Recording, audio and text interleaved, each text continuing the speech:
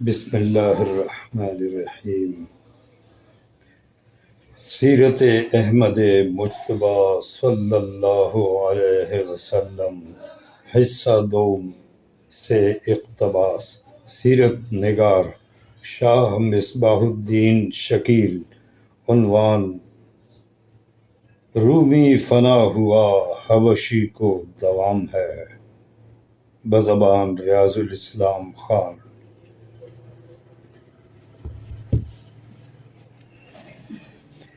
اذان فجر کے بعد حضرت بلال رضی اللہ تعالی عنہ کا یہ معمول تھا کہ حجرہ اقدس کے پاس جا کر کھڑے ہو جاتے اور الصلاۃ یا رسول اللہ صلی اللہ علیہ وسلم کہتے، جسے سن کر حضور اکرم صلی اللہ علیہ وسلم برآمد ہوتے۔ ایک صبح حضور اکرم صلی اللہ علیہ وسلم برآمد نہ ہوئے۔ فجر کا وقت تنگ سے تنگ تر ہونے لگا۔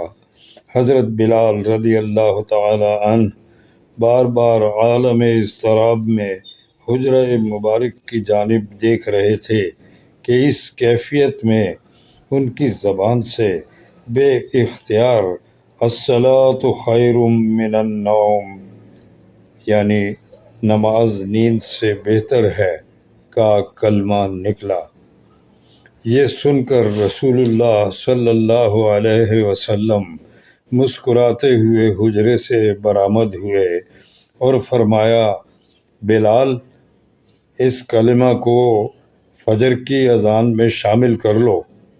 یوں حضرت بلال کی زبان سے عالم اضطراب میں نکلا ہوا کلمہ ترانہ ابدی اذان کا حصہ بن گیا۔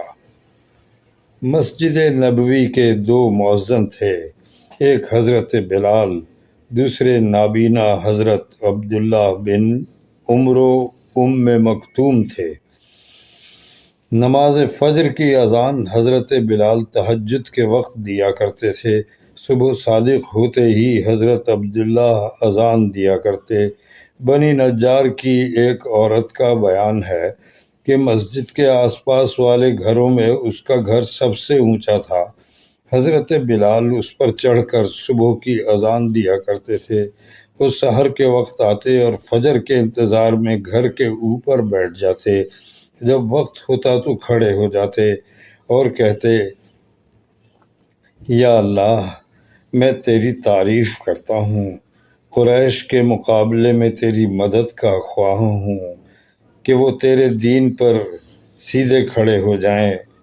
اس کے بعد اذان کہتے۔ یہی ان کا معمول تھا۔ مدینہ میں فجر کی دو اذانوں کا معمول اب بھی ہے۔ وصال نبوی کے بعد حضرت بلال رضی اللہ تعالی عنہ نے مسجد نبوی میں اذان پڑھنا چھوڑ دیا۔ مسجد قباء کے مؤذن حضرت سعد بن قرظ کو حضرت بلال رضی اللہ تعالی عنہ کی سفارش پر مسجد نبوی کا مؤذن مقرر کیا گیا۔ 8 ہجری میں جنگ حنین سے واپسی پر حضرت ابو محذورہ کی قسمت جاگی۔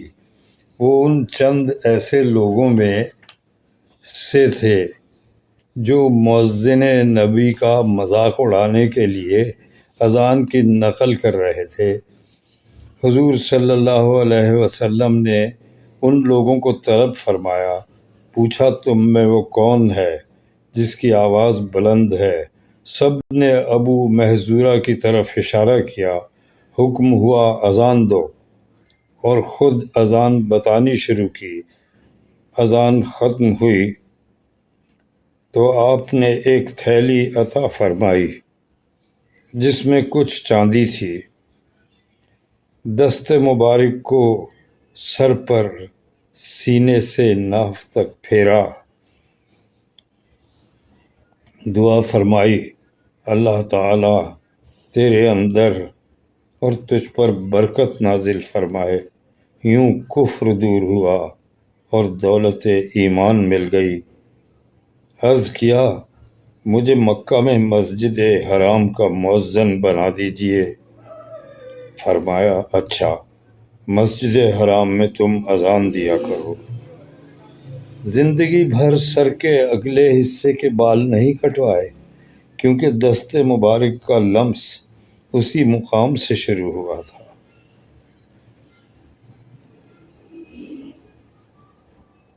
شکریہ۔